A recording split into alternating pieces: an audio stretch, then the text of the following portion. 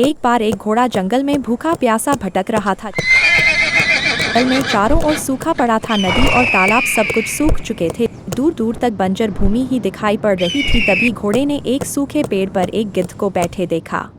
घोड़े ने गिद्ध से पूछा, अरे भाई, क्या तुम किसी ऐसे स्थान को जानते हो जहाँ अभी भी हरियाली हो? गिद्ध ने कहा, हाँ, यहाँ से दक्षिण दिशा की तरफ एक बहुत ही बड़ा जंगल है जहाँ पर बहुत सी नदियाँ और तालाब है। वहाँ घास के हरे भरे मैदान है, परंतु वह जंगल यहाँ से बहुत दूर है। घोड़े ने कहा, तो क्या आप मुझे वहाँ लेकर जा सकते हैं?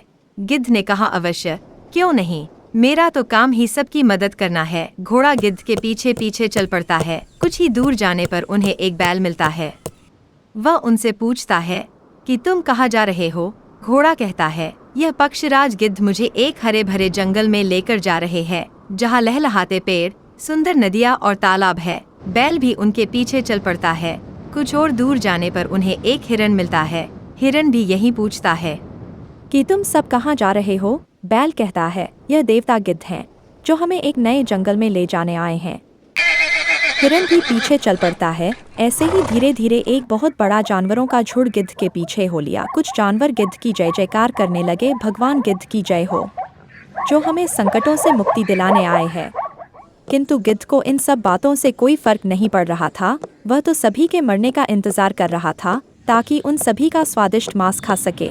इसलिए वह सभी जानवरों को बंजर भूमि पर इधर उधर घुमा रहा था।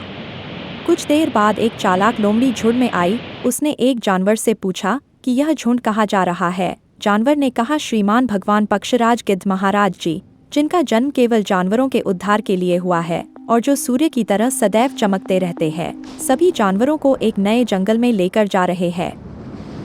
लोमड़ी ने भी ऐसे गिद्ध के दर्शन करने चाहे। तभी गिद्ध ने सभी जानवरों को आराम करने के लिए रोक दिया। सभी जानवर रात में वहीं सो गए। झुंड के जो जानवर भूख और प्यास से मर चुके थे, गिद्ध उनके मांस की दावत उड़ाने के लिए चल पड़ा। लोमड़ी भी उसका पीछा करने लगी। वहां पहुंचकर गिद्ध ने खूब दावत उड़ाई।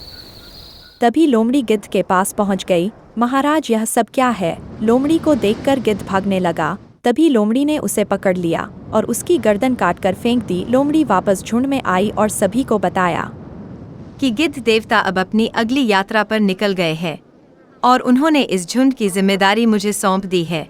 उसके बाद लोमड़ी ने अपनी सूझबूझ से एक बड़ा जंगल ढूंढ निकाला और सभी जानवरों की जान बचाई।